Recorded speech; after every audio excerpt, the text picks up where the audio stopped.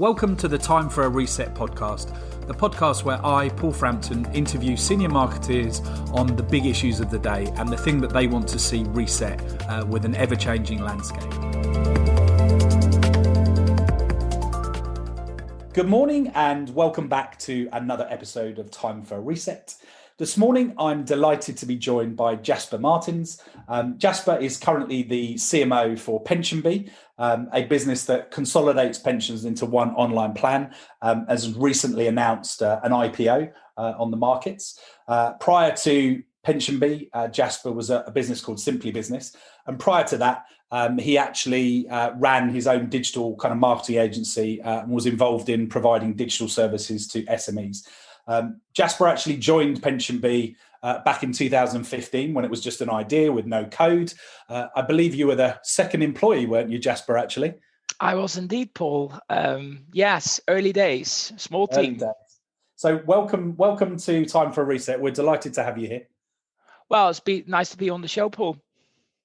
So I think you know our first question is always the same, which is, what would you personally like to hit reset on in the marketing sphere? From my experience working for various companies in financial services, the big reset that hopefully I've been able to do at Pension Bee, but I've seen elsewhere, is how venture capitalists and other investors approach marketing. And that's mainly led by the fact that they expect, well, you can just inject more money in a particular performance marketing campaign, such as paid search or anything else. And then you will get customers at the end of it. God, if it ever was that simple, then I wouldn't have kind of like, you might as well just get rid of me and hire somebody half the price, because if it's that simple, surely that would be a better solution.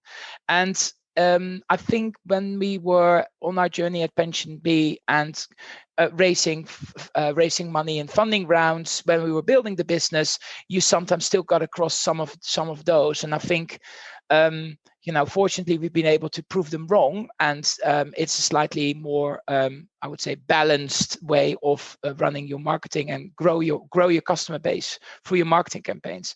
But it's kind of like, that's not how it works. It's not marketing is not just a preset formula in your Excel sheet.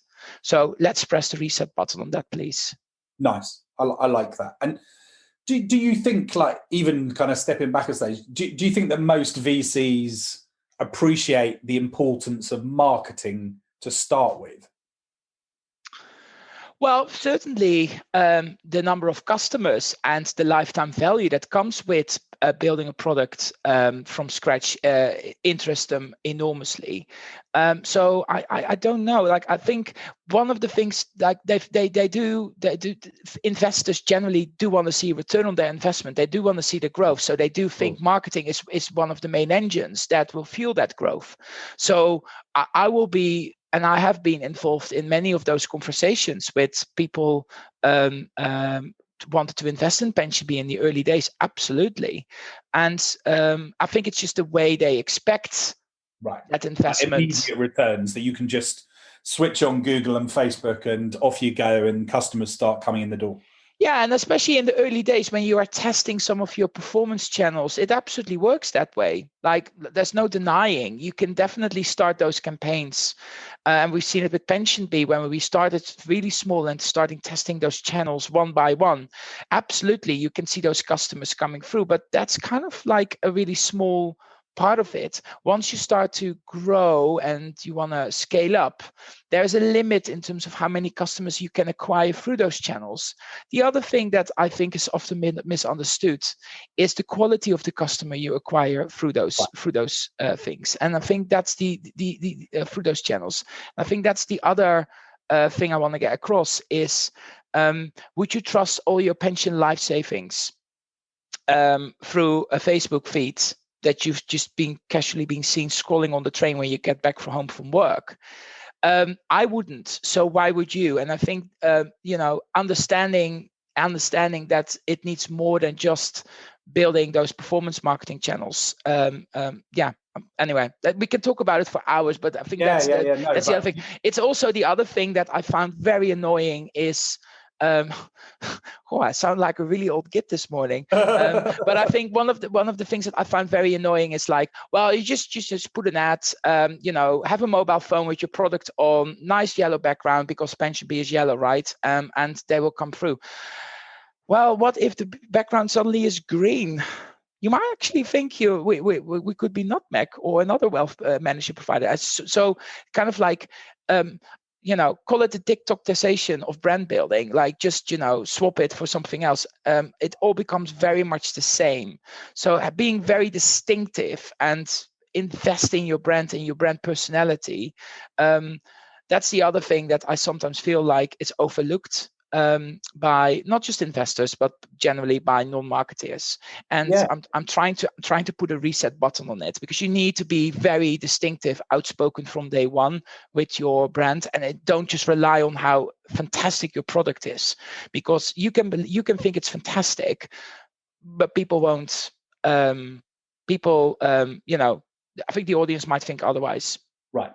Yeah, and I mean, it's easy, to your point, it's easy-ish for someone else to spin up a product with some new code that looks similar, but the differentiation is in the service proposition and in the brand. And to your point, like when people are choosing someone to partner with in the financial services space, they want trust. They want to know that you're not going to disappear overnight. And digital channels potentially aren't great at delivering that part of what a brand needs to convey. And you also talked about this kind of obsession with like growth hacking, and the fact that you can just keep kind of piling money into some of these performance marketing channels and hope that it's going to continue to scale with no diminishing returns. And of course, the reality is that there comes a point where, as you said, you need to have brand differentiation and personality, and you need mid and upper funnel tactics to actually bring new types of customers in. So could you maybe talk us through your Pension Bee journey on that? Because you obviously, as you said, you started at the bottom of the funnel, proved that you could acquire customers for the service, so VCs were comfortable, and then you've obviously gone a long way to actually kind of invest in the brand, and it has a very distinct personality. So I'd love to hear what that journey was like. So I think, so first of all, when I joined Pension Bee and we were seed funded at the time, I was given a budget, which was small. And the brief there was to start small. And when you see green shoots, then you scale up. So that's what we did. I think very quickly, and that's also the experience I've had with when I was working at Simply Business, is there's so much you can do at the bottom of the funnel, and you need to then go up to the middle and the top funnel. Otherwise, it just becomes injecting. It's like a drug addiction, isn't it? You keep injecting money in your performance campaigns and you see the results, but you probably have to inject more and more to see the similar returns. So I think at Pension Bee, we started to really invest in our content, our blog, our Pension Explained center, where we would really harness on the power of people who are looking at solutions like you, and you're able to harness them. So we started to move more upper funnel. I think the biggest kind of swap was when we started to ask customers, how does Pension Bee make you feel? Nice. And there's a lot of like feedback that came back from our customers that we were finally giving them an opportunity to get on top of their pensions. So they knew they had these pension pots, and they used our solution, and within minutes they felt like there was a huge relief and weight off their shoulders, and we made them pension confident. And we thought like there is something there. Like we knew we had a unique proposition. We were solving a problem. So tick, tick, tick, tick. But actually injecting that emotion, those emotional layers that a brand needs to be distinctive. And I think that's when we started to really go upper funnel and really try to make people aware that there was a solution out there like this, but actually, we were the ones to pick. So things like outdoor advertising and TV, we started that to do more and more from 2018, 2019 onwards. And that now equates for 2/3 of our marketing spend, roughly. Will go to more upper funnel related activities. The interesting thing there, Paul, is that the more we invest in brands, the more the overall cost per invested customer, that's kind of like our metric, is coming down. And that makes total sense. The other thing that we've seen in our journey is when you start moving away from pure digital channels and you start to add other channels to the mix, there's two things happening there. When you are using more brand related channels. So forget upper and lower funnel. Actually, what you're seeing there purely, and that will keep the boardroom really happy, is one, there's a direct impact. You are reaching customers that you would not normally have reached through some of the channels you've already been using. We've seen that very clearly with our TV and our outdoor advertising.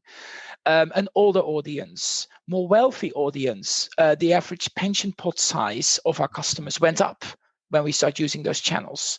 Very distinctive change.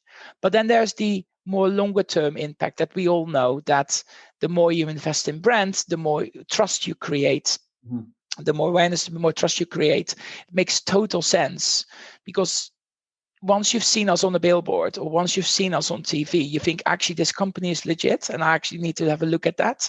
So it will have also an impact across all of our channels, all of your channels, not just your brand channels. So we saw that our CPIC, the cost per invested customer, on channels like Facebook and paid search really coming down. The more we invested in that. So it's a two-stage approach. And the way I talk about it in this two-stage approach is exactly how I communicated that back to our management team and to our investors, because you can see what's at the bottom line. Yeah. Because the problem you've got here is that many people are not familiar with funnels, conversion funnels. Marketers do, non-marketers usually don't. So maybe don't talk about funnels, but talk about return on advertising spend and the direct and indirect impact your marketing investment per channel is having on customer growth. No, that's good advice. And so, listening to you, it sounds like you had a supportive board, supportive investors, that you built the case for investing in brand and media that wasn't going to deliver as quickly as performance marketing, but was going to drive up the value of the customers and bring in new customer growth.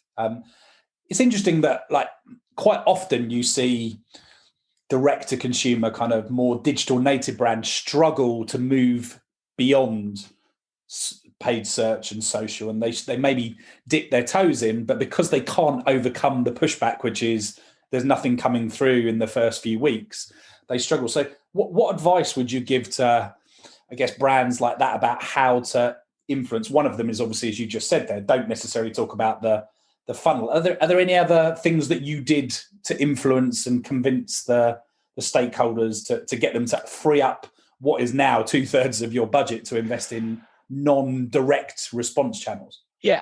So let's turn it on its head. Let's treat brand channels like response channels. You think, well, Jasper, that's impossible. Well, actually, you could. It's not perfect, but you can treat it as a performance channel. And that's what we did. So with TV is a good example. We started in January 2019 with £30,000 in one month. Yeah. Well, you would think that's nothing. You can't see any impact. Well, you can if you install a pixel on your website that tracks all the visitors of your website and app, deduct all your digital activity, anything with a UTM code, and what you're left with is non-attributed traffic. Let that run for a couple of months. Then you start running TV on particular moments of the day. You've got a TV schedule. So you know exactly when your TV ads will hit. And then within the first 5 minutes of that TV ad, you measure the impact of app installs and website visits. And that little wave, that's the kind of traffic you should be attributing to having potentially impacted by TV. Knowing who those customers are, so you can attribute that back and give them a TV tick in your attribution model.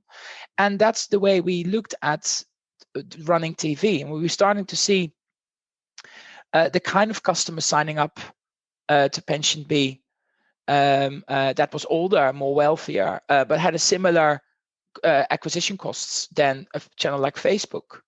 And then we were like, that's a direct impact. So let's just scale that up. And, on TV, we're now spending a lot more a month on TV. And we started to, because of this measuring framework, we're able to also test the kind of creatives, the kind of messaging, what TV channel works well, what time of the day works really well. And that kind of like data-driven approach on TV, linear TV, this is not addressable TV, this is linear TV, classic TV, really helped us to build the case that this was actually really good. But also, we are measuring our prompted and unprompted brand awareness every quarter. So once we start putting TV to the mix, we started that number to go up. And surprise, surprise, it's a brand channel. So it's going up. So I've had a direct impact. And I've got the indirect impact, the longer term benefits, bringing those two metrics to a management meeting or communicating that to your investors. I remember our chairman said, well, I've done TV campaigns in the past for where the companies he used to work. Yeah. He said, like, it didn't really work. Right. So why do you think it's going to work now? And then we showed him these two metrics. He's now the one who will tell me, Jasper, why aren't we investing more in TV next month? Nice. So I think you can turn it on its head by. I really like that, Jasper, and I think a couple of things that come out of listening to you is one. I think a lot of people are too overly focused on the lag measures in advertising. Yeah. So has it driven a sale? But actually, you've just explained there are some really good lead measures which people think a lot about in sales and pipelines. Of is there evidence that we're starting to see interest and consideration, and just traffic from a TV ad or spontaneous awareness lifting is a good lead measure that suggests that something's going to happen. But often I think people find themselves in that situation like you did with your chair, where they go, well, we can't prove that it's driving immediate sales, and then they get lost in the argument. So I think that's really good advice. And I don't have blue eyes, so I can't trust on my blue eyes, Paul. So I need to come up with something stronger. And I think these are the kind of pretty charming. But these are the kind of you need to be, Jasper.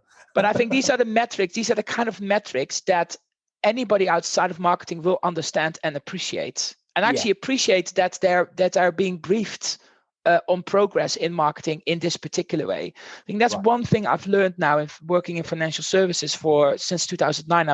When I moved to the UK, is that's the kind of thing that works for me, but also for the management team. Nice. No, I really like it.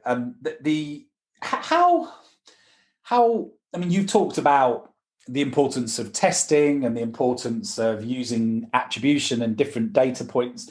How important do you think your digital background was in enabling you to see the need to do that?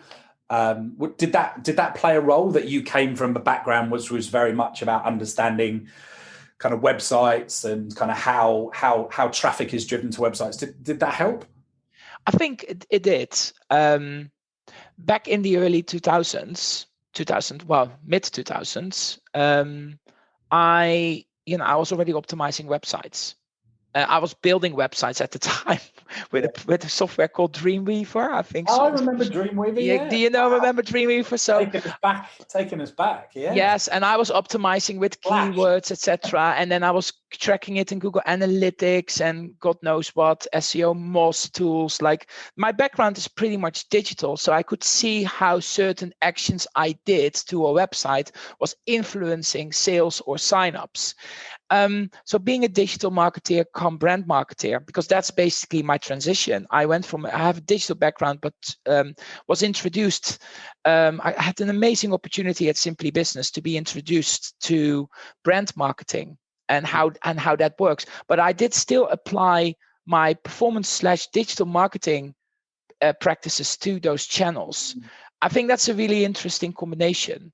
If you are a brand marketeer traditionally, and I envy those people who can really work to turn particular concepts around and really powerful cut through, but they often lack the way you can measure these things. Yeah. And I think increasingly, I expect marketers to be digitally savvy. And I think that's definitely an advantage. At Pension Bee, for example, no marketer in our team. Let's put it this way, every marketer in our team will be able to amend HTML codes. We can also publish content on our website, use markup. do that. They work alongside software engineers. They're not software engineers, but they can talk software engineer language. And also lots of our software engineers can talk marketing language. So it's kind of having that digital background, that overlap is like really important. No, I think really smart. Yeah. Really smart. And have you specifically kind of mandated or encouraged the team to go and learn some of that? Because I'm assuming that all of the marketeers knew some of those things when they joined Pension Bee. Yes. So I won't hire somebody who has never touched HTML or has never worked with a software engineer. And if I did, I would definitely strongly encourage people to do that. Again, I'm not asking you to be a software engineer, but this morning I was asked by a software engineer to review a pull request in GitHub on a particular content piece that needs to go live, and it just needs a reviewer. And I'm a content reviewer, so I do need to go through the code that's created and see if there's anything that's unusual. I would expect people to do that these days. Like, especially as marketers, we all now been working from home. We've been on our computers. Everything is digital. So I do expect that. And I wouldn't necessarily hire people who can't do that or don't want to do that. Does that sound harsh? No, I think it's a great rally cry, actually. I think too often, as you say, there are a lot of traditional marketing organizations that have they've built their businesses on the Byron Sharp model and saliency, and there's absolutely nothing wrong with that. But of course, the world's changed, and you have the ability to measure a lot more specifically and discreetly how all of the channels work, and actually start to understand that some of that reach may in fact be wastage. So I also think I love the idea that your marketing team can, and you actually can, jump into GitHub, can jump into Google Analytics, and has the ability to be in the tools, understanding the dynamics of how the business is operating. Because I think sometimes too many senior marketeers are good at coaching a team and good at reviewing brand documents and creative and everything else, but arguably they're not so good at kind of digging into how did that attribution model work, or is that all post-click led, or is that some of that view through or look back windows? I think it's a great. I mean, I started in traditional media and then went into digital in a couple of years, and I think that what you and I probably are able to do is to translate between different teams. It's not necessarily you're the expert in engineering, but we need more of those connectors and translators between data folks, engineers, and marketers, and then the business, to your point earlier. Otherwise, in a business like yours, which is all about kind of making sure your app experience is as good as possible, if you don't understand that world and how long it takes to get code kind of and new pushes to the product actually delivered, then you're only so useful to the company in the long term. Yes, and I think I saw at Simply Business, 2 software engineers there came up with the idea about, instead of buying an off-the-shelf content management system, you give the marketeers what they want. But then, as you know, content management systems gets outdated, needs to be upgraded. There's no time on the prioritization, product roadmap, and then marketers end up with very old legacy stuff.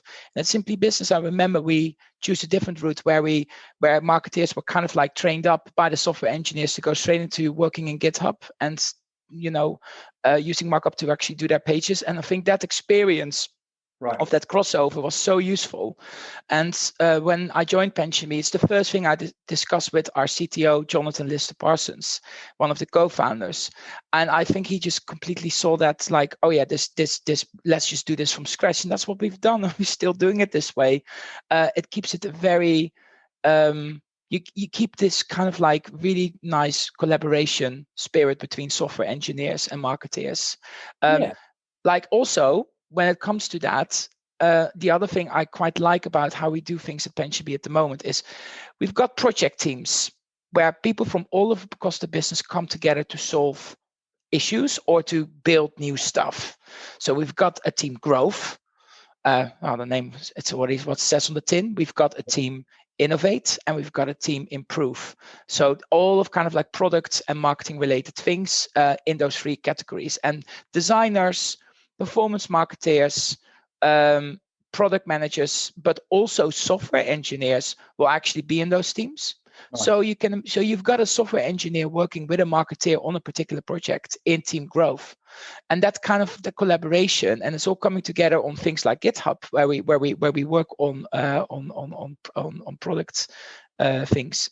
I think that's the beauty, and so many organizations are keeping it all like they're still chucking things over the fence to a software engineering team, and then it's being chucked back a couple of weeks later, and you think, well, actually, that's not how we want it to track, or that's not how it needs to work. So I think that collaboration and getting that crossover between practices is really important.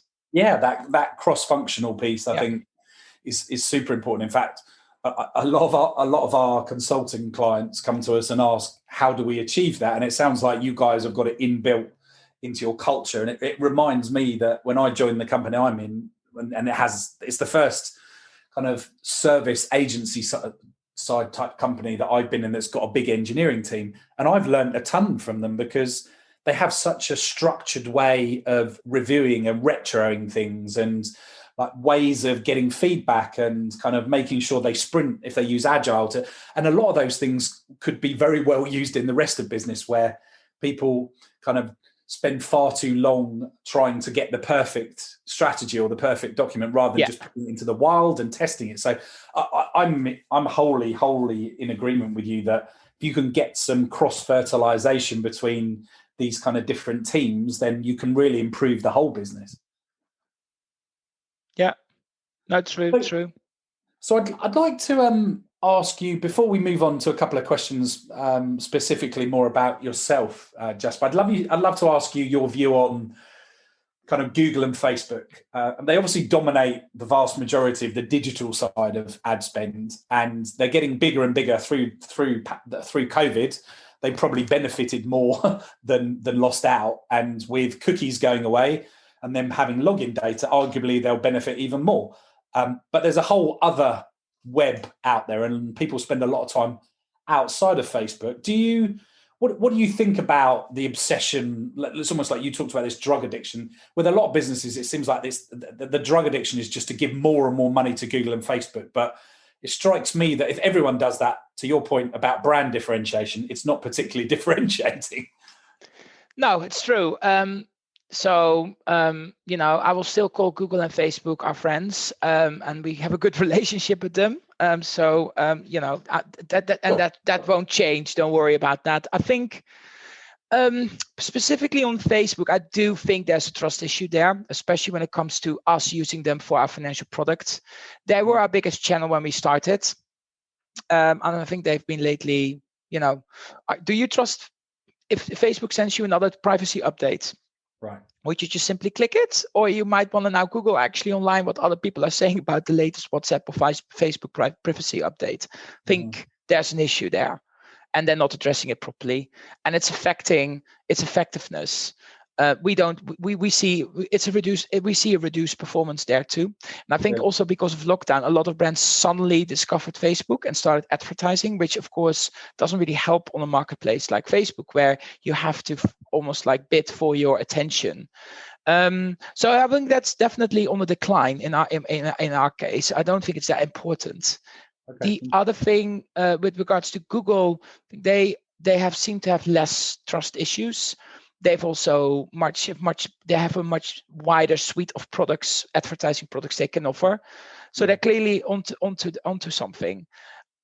Yes, I think do be careful with the direct response one on Google. I said it's a crack addiction, isn't it? You just inject more money into those campaigns, and then you expect it to grow.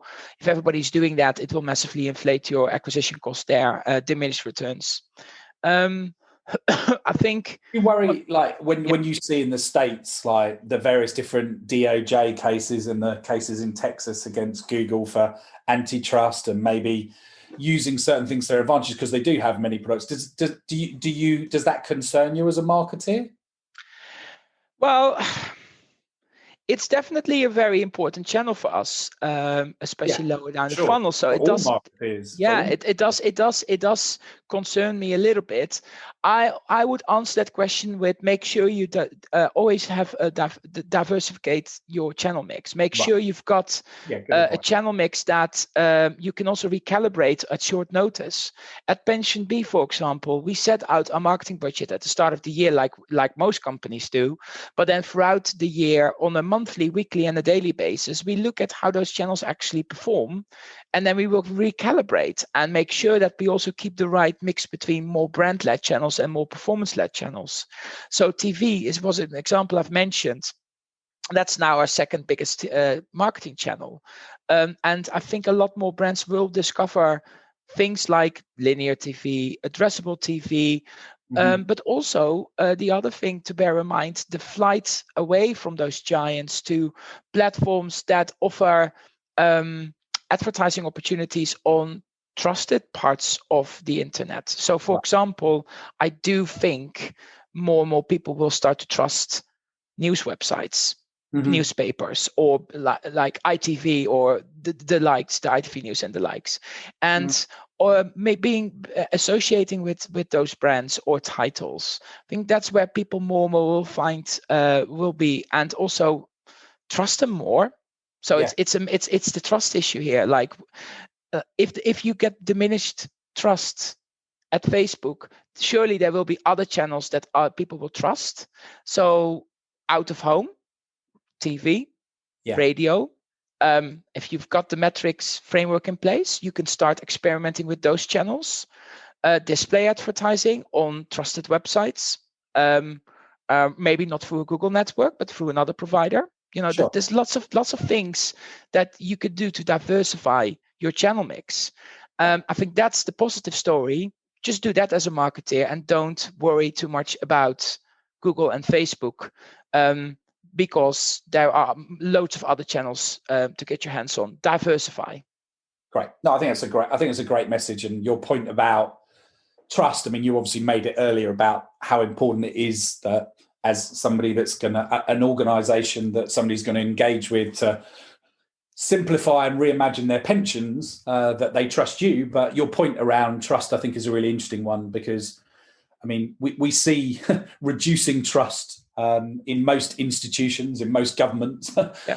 Therefore, people are looking, particularly out of this pandemic, I think people are looking for trusted places. So that does, to your point, leave an opportunity and a space for some of the more established media owners or media brands to step back into, because we're all spending more time locally.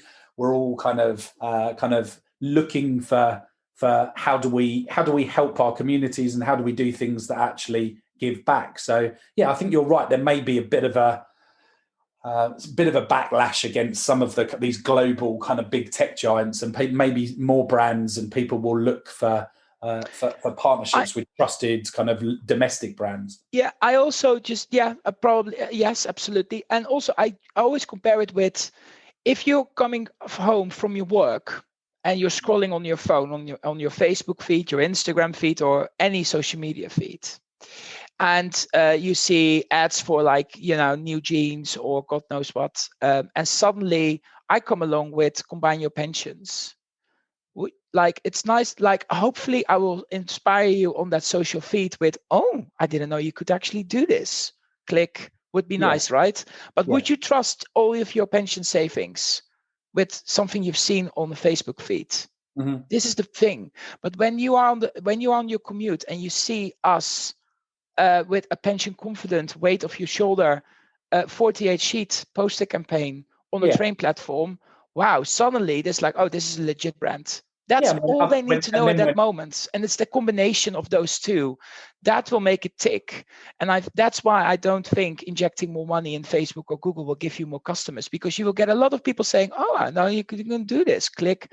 But that click doesn't result in conversion.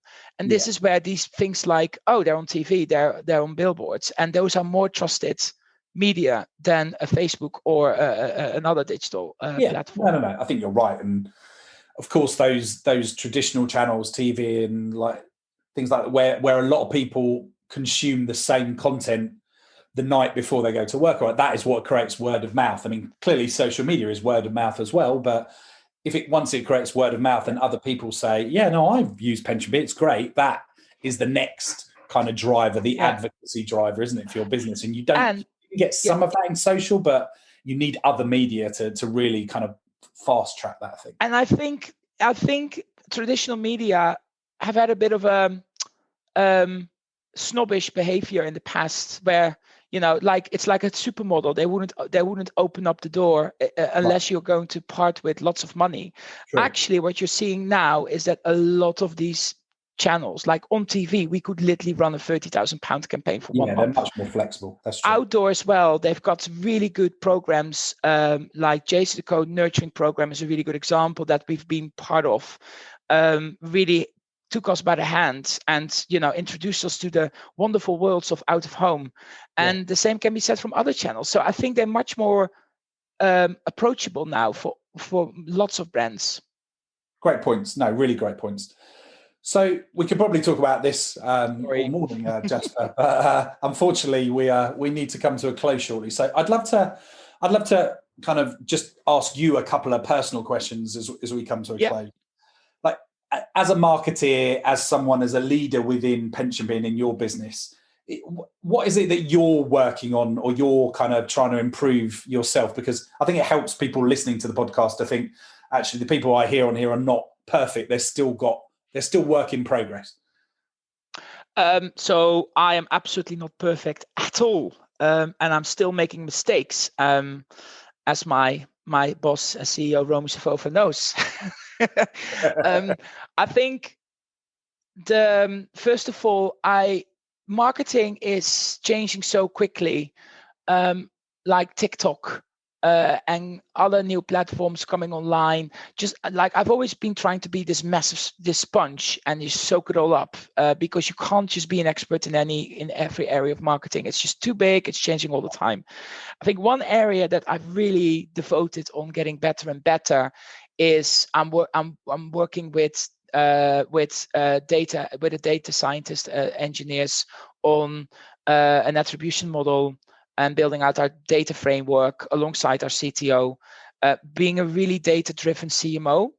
That's my area of where I really want to improve more. I want to make sure that I've got a live model where I can just communicate on morning reports to the business, how a customer is acquired, which touch points were there. Was it TV? Was it a digital channel? But also, how many emails did they receive? How much did they click on them? We're in the process of building that at the moment. A really event-driven database, cross-device, app and web. As a marketeer, getting your head into that, it can be very dry. It can be very boring. I'm passionate about branding. So I would say that part of my head is doing really well. The analytics side of my head is not doing so well. That's not I'm naturally good at. So being challenged in that area and getting better at that's definitely for me continues to be an area of growth. Right. No, I like that. And thank you for sharing that. And as a final point, I mean, you've already given lots of great advice. Is there one piece of advice that you would give to marketeers or budding marketeers about navigating marketing today?